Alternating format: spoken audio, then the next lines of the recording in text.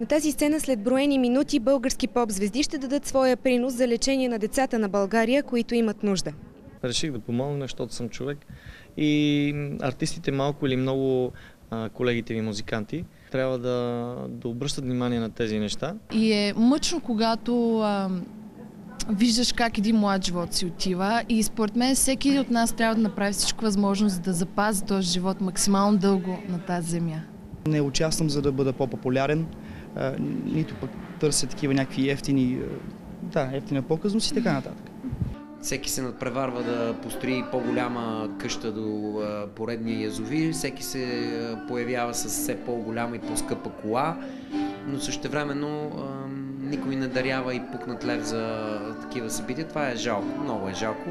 Мисля, че Господ помага на тези хора, които имат сърца, да помагат и на другите. Средствата, събрани от кампанията, ще отидат за детската онкологична болница в София, в която се лекуват над 80% от болните деца. Конкретната мисия е да се закупи апарат за ранна диагностика, тъй като в 85% от случаите онкозаболяванията са лечими, ако бъдат уловени на време. След закупуването на тази апаратура продължава кампанията. Трябва още на няколко пъти по 80 000, по 100 000 евро за допълнителна апаратура, която вече да лекува въпросите заболявания. Най-голяма заболеваемост от онкоболни е в България, в Европа, което наистина е доста притеснително. Проблема е, че ние не сме единни и може да се говори за всеки един човек, но не и за общество.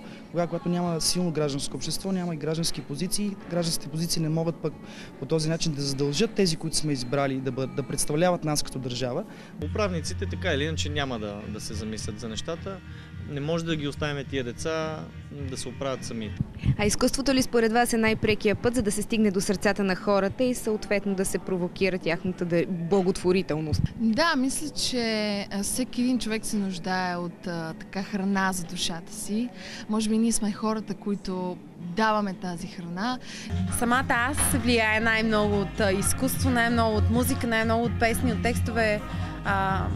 Това е нещо, което може да грабне душата ми, нещо, което да ми трепне, за да направя нещо. Децата нямат друг шанс. На първо време детска онкологична болница се нуждае от 4 апарата за ранна диагностика. Стойността им е 600 000 евро. За излизането на едно дете за лечение извън страната са нужни и се събират около 400 000 лева. Това прави изчислената необходима сума реално постижима. През месец март инициаторите ще организират още няколко благотворителни концерта в името на тази мисия.